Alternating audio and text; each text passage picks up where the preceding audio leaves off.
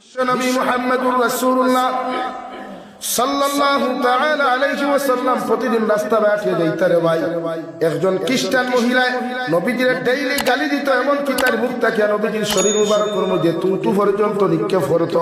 প্রতিদিন এইভাবে নবীজির আক্রমণ করা দেখিয়া হযরতে আয়েশা ফরমানি, ইয়া রাসূলুল্লাহ, ওগো আল্লাহর নবী মুহাম্মদুর রাসূলুল্লাহ, এই মহিলা প্রতিদিন আপনার গালি দিয়ে আপনার শরীর মুবারকের মধ্যে থুতু পর্যন্ত নিক্ষেপ করে।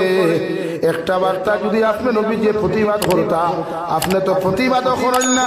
একটা বার যদি আমি আয়েশারে আপনি পারমিশন দিতাম, ওই মহিলারে সুলমটির তরিয়া থেকে আমার জিবরা পর্যন্ত বার করলাম মনে।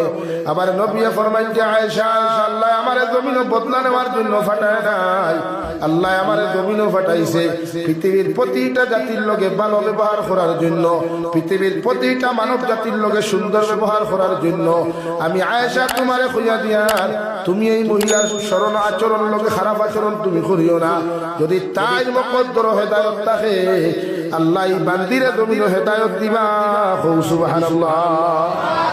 প্রতিদিন নবীজি মসজিদে নববীর যাইন দেওয়ায়, মসজিদে নববীকে নসিহত তখন করতে সময় কয়েকদিন পরে নবীজিকে দেখলা এই মহিলা বান্দিয়া নবীজিরে যে গালিটা তুতু দিতা, এই বেটিরে রাস্তার মধ্যে দেখা যায় না। ও নবীজি সাহাবায়ে কেরাম হলে ফরমায়, ও সাহাবায়ে কেরাম হল, ও রাস্তা ভাই আমি আটিয়া যাইতে সময় মানুষে একজন মহিলা আমার গালি তো তুতু পর্যন্ত দিত। আজকে কয়েকদিন থেকে মহিলারে আমি ও রাস্তার মধ্যে ভাইয়ার না।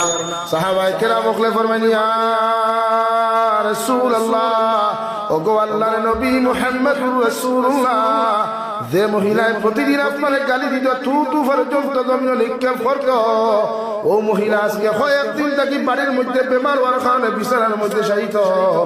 আমার নবী মুহাম্মদুর রাসূলুল্লাহ সাল্লাল্লাহু আলাইহি ওয়াসাল্লাম নসিহতরে বন্ধ করিয়া বাজারের মধ্যে গেলারে ভাই, দৌড় মারিয়া বাজার থেকে খাদুরের মসল লইয়া নবীজি ইহুদি বেটির বাড়ির মধ্যে চলে গেলেন।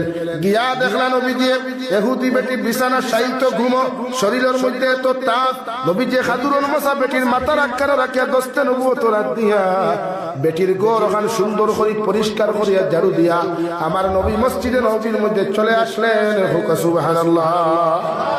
দ্বিতীয় নম্বর দিন নবী আবার চলে গেলেন, গিয়ে দেখলেন সেই মহিলা শায়িত। আবার নবীজি নিজের দস্তে নবুয়তের হাত থেকে খাদুরের মশা রাখিয়া আবার নবীজিও মহিলার ঘরে খানটা ঝাড়ু দিলার হয়। তিন নম্বর দিন নবী আবার সেই মহিলার ঘরে চলে গেলেন, গিয়ে দেখলেন মহিলা এখনো শায়িত। খাজুরের মশা বেটির বিছানার আগে রাখিয়া বিশ্বনবী মুহাম্মদুর রাসূলুল্লাহর দস্তে নবুয়ত রাত দিয়া বেটির ঘরে খানটা ঝাড়ু দিতা করিয়া ঝাড়ু হাত লইলা। ওই সময় ইহুদি বেটি ফালমার উঠিয়া হলো, আব্দুল্লাহ রুফা মুহাম্মদ, এতদিন তুমি আমার কাছ থেকে বদলা লইতে পারছো না, কারণ আমি সুস্থ আসলাম করিয়া, আজকে অসুস্থতা দেখিয়া আমার সরলতার সুযোগ লইয়া তুমি আব্দুল্লাহ রুফা মুহাম্মদ আইছো আমার বদলা নেওয়ার লাগিয়া। আবার নবী ফরমায়, আল্লাহর বান্দি, আমি আব্দুল্লাহ রুফা মুহাম্মদ আল্লাহর কসম খাইয়া কইয়া আমি আপনার বদলা নেওয়ার জন্য আপনার বাড়ির মধ্যে আসি নাই।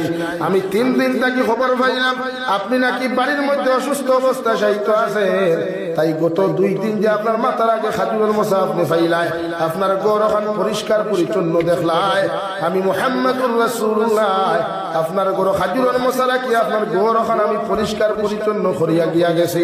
আজকেও আইসি আপনার খবর খানতা নেওয়া, আপনার বেমার কমেনাতে আপনার খেদমত করিয়া যাইতাম। আল্লাহর বান্দিয়া লগে লগে ইয়া রাসূলুল্লাহ, ওগো আল্লাহর নবী, যে বেঈমান আর মুরতাদর কারণে আপনার প্রতিদিন গালাগালি করতাম, প্রতিদিন আমার জবান থেকে আপনার শরীর মুবারক আমি থুতু পর্যন্ত দিতাম, এতদিন থেকে বিছানার মধ্যে অসুস্থতা অবস্থায় শায়িত আছে, একটা বেঈমানে আমার খবর খানটা জমিন লইল না। ওগো আল্লাহর নবী, আজকে বুঝতে পারলাম আপনি সত্যি একজন আল্লাহর প্রেরণকৃত নবী।